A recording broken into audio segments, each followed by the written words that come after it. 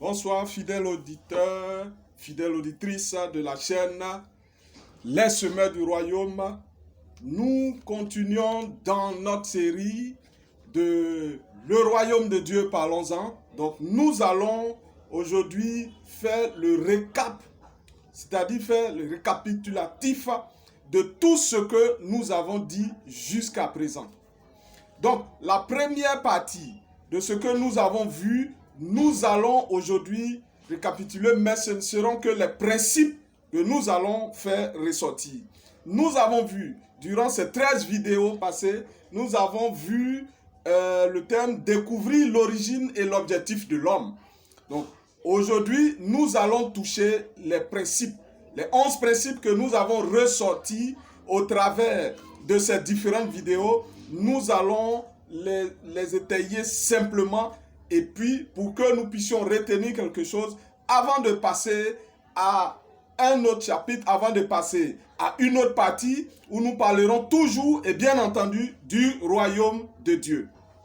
Eh bien, comme nous le disions, nous avons vu dans ces 13 premières vidéos découvrir l'origine et l'objectif de l'homme. Nous avons dit, pour l'homme, aucune course ne serait être plus importante que celle de contrôler nos circonstances. Donc c'est ce que nous avons dit durant toutes ces 13 vidéos avec les différents sous-thèmes que nous avons touchés. Premièrement, nous avons dit, le plan originel de Dieu dans la création était d'étendre son royaume terrestre sur terre. Dieu règne dans les cieux, il veut étendre son règne, il veut que ses enfants qu'il a créés et qu'il a formés, à qui il a donné une forme à partir de la poussière de la terre pour qu'ils puissent être légaux sur la terre. Son plan originel, c'était de les voir régner, c'était de les voir étendre son royaume souverain, son royaume impérial qui est céleste sur la terre. Quand un royaume conquiert un autre royaume ou un royaume veut s'étendre, il envoie quelqu'un, ça peut être un gouverneur, ça peut être un roi, le représenter avec un certain nombre de personnes venant du royaume impérial qu'on appelle colonie pour venir vivre sur ce royaume-là et afin de les représenter sur le plan de la culture, sur le plan de la langue, sur le plan de l'économie et beaucoup de choses. Et donc, c'était le plan originel de Dieu de créer l'homme afin que l'homme puisse régner sur la création. Donc l'homme était dans son royaume, l'humanité était dans son royaume. Le deuxième point que nous avons vu, durant ces 13 vidéos, nous avons vu, le but de Dieu était d'établir une famille de fils et non pas de serviteurs. C'est là où la religion chrétienne s'est gourée complètement en faisant croire aux gens que nous sommes des serviteurs. Il faut une nuance à ce terme.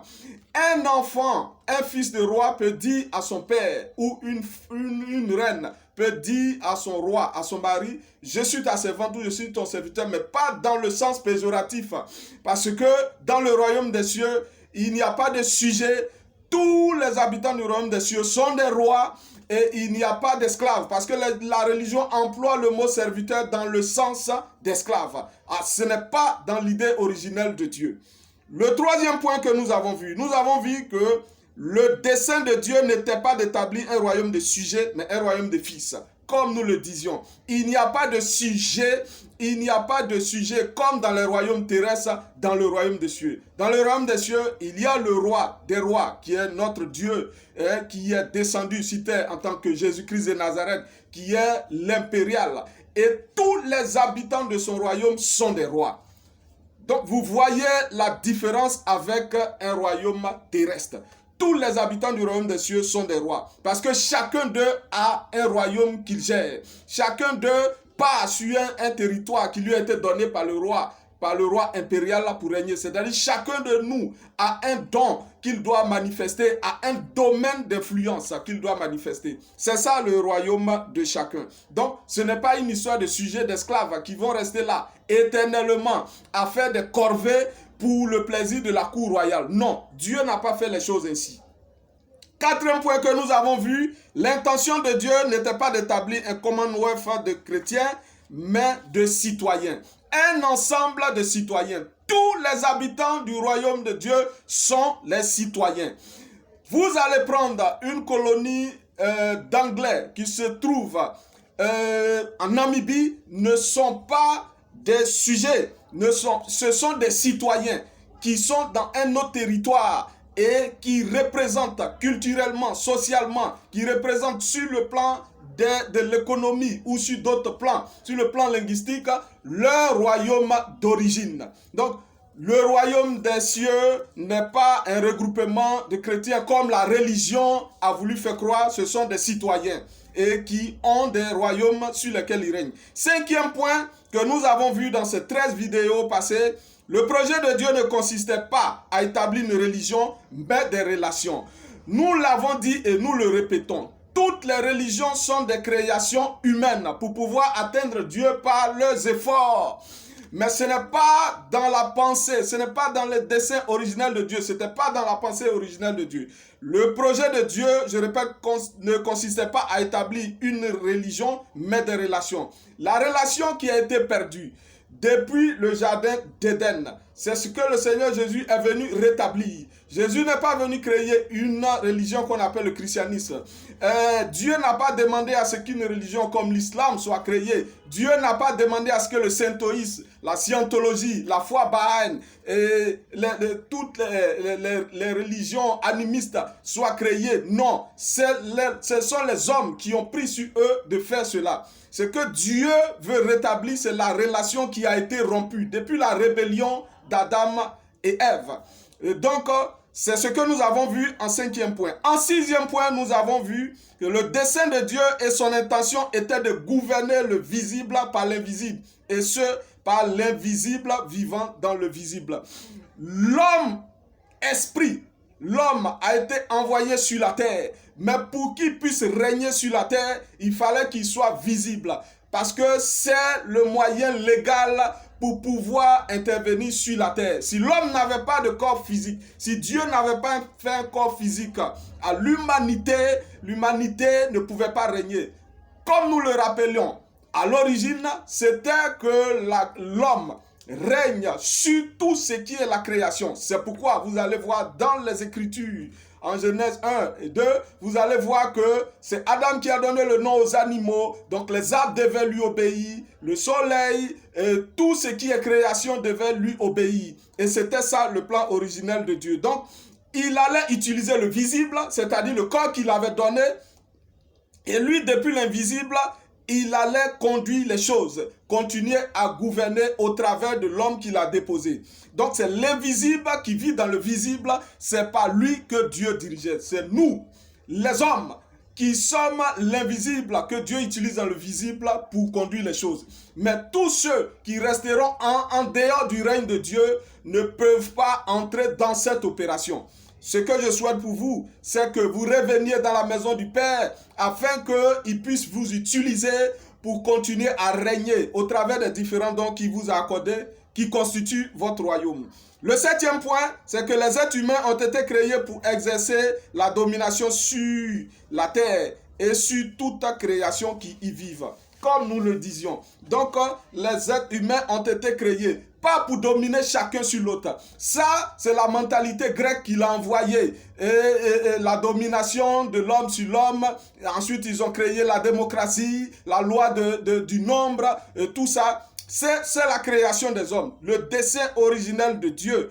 Et son intention était de gouverner le visible par l'invisible, comme nous l'avons dit. Mais aussi de pouvoir exercer sa domination et sur la création, sur toutes les créatures qui y vivent, au travers de l'homme. Toute la création devait être soumise à l'humanité. Tout ce qui est créé, tout est créé, devait être soumis à l'humanité. Toute la création devait l'être. Vous avez besoin de fruits. L'arbre était censé s'incliner vers vous pour vous donner le fruit. Vous avez besoin de vous déplacer. L'âne devait s'incliner devant vous. Le chameau devait s'incliner devant vous pour vous envoyer là où il allait. Vous avez besoin de champs. Les oiseaux devaient pouvoir le faire sur votre instruction parce que vous êtes le roi. Voilà ce que le Seigneur avait prévu. Et il avait prévu au départ. Le huitième point que nous avons utilisé, nous avons dit Dieu ne nous a pas donné droit de propriété sur la terre, mais celui de la gouverner. Donc, quand Dieu emmène l'homme sur la terre, l'homme ne vient pas en tant que propriétaire de la terre, mais il vient pour la conduire, pour la gouverner, pour y exercer sa domination, avec tout ce qui s'y trouve. L'homme n'a pas reçu de titre foncier de la terre, il est venu pour la conduire, pour le royaume de Dieu, dont le roi est le Dieu. Nous l'avons dit, Dieu n'est pas un nom, Dieu c'est un titre, Dieu ça veut dire celui qui s'est créé par lui-même, celui qui règne par lui-même, et celui qui ne reçoit d'ordre de quiconque que de lui-même.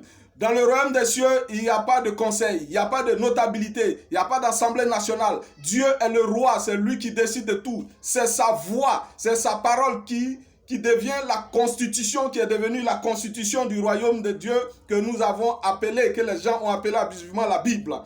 Donc, Dieu ne nous a pas donné de droit de propriété sur la terre, mais celui de la gouverner. 9e point que nous avons utilisé, nous avons dit, Dieu ne fera jamais rien sur la terre, à moins que ceux à qui il a donné la domination lui accordent la permission. Voilà ce qui choque les gens. Donc, vous comprenez que Dieu ne va pas intervenir dans le domaine terrestre s'il n'a pas reçu la permission de nous. Nous, parce que c'est à nous qu'il a donné l'autorité de régner. Quand le président d'un pays nomme un préfet dans une région donnée, il ne peut pas venir là-bas sans que le préfet ait donné son accord dans une machine de gestion d'État normale. Parce que c'est lui qui est sur le terrain, c'est lui qui sait ce qui se passe. Et son autorité ne doit pas être outrepassée. Dieu est un juste juge. Dieu est un constitutionnaliste. Le plus grand d'ailleurs, c'est qu'il devait et il a fait les choses ainsi. Donc, il ne pouvait jamais rien faire sur la terre sans que nous puissions lui donner la permission. Nous accordons la permission à Dieu comment? Par la prière. La prière n'est pas une activité religieuse pour pleurnicher, pour faire que des requêtes, pour demander que des choses, mais c'est pour inviter Dieu à intervenir dans le domaine terrestre sur la base de sa constitution qui est la Bible, sur la base de sa constitution.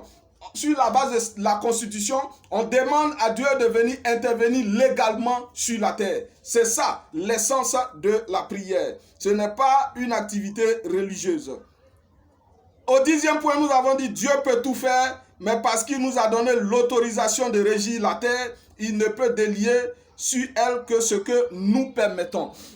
Dieu nous a donné le libre arbitre, il nous a donné toute l'autorité nécessaire. Il nous a donné le pouvoir. Comme vous voyez dans Matthieu 10, le verset 1, la Bible dit que Dieu a appelé, le Seigneur Jésus a appelé ses disciples, il leur a donné la puissance et l'autorité de chasser les démons et de guérir les maladies. C'est la même chose que Dieu fait dans la création. Au départ de la création, il nous donne toute autorité de conduire la terre. Donc, tout ce qui sera délié ici, tout ce pourquoi nous donnera instruction et autorisation pour être délié, aura été délié dans les cieux parce que ça répond, ça s'aligne à la constitution du royaume de Dieu. Parce que le royaume des cieux fonctionne sur des lois. Le dernier point que nous avons vu dans ces 13 vidéos, nous avons dit que l'évangile du royaume est une bonne nouvelle. C'est un message que papa envoie à tous ses enfants, leur disant qu'ils peuvent revenir à la maison, au royaume et devenir encore une fois des filles et des fils avec tous leurs droits. Donc, tous les hommes que vous rencontrez, toutes les personnes que vous rencontrez, quel que soit ce qu'ils font, quel que soit ce que ces gens font, c'est des probables enfants de Dieu.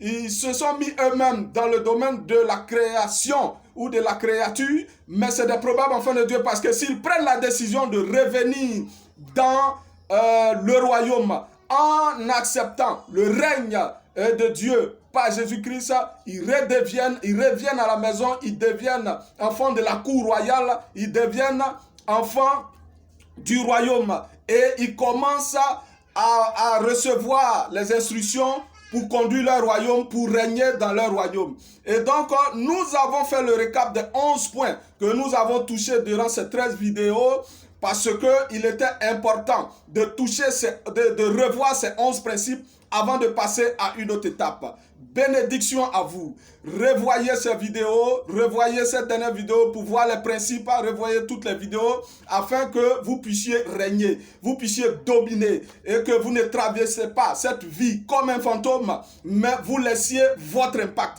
parce que c'est ce que le Seigneur désire pour vous. Que Dieu vous bénisse ce soir au nom de notre Seigneur Jésus. Amen.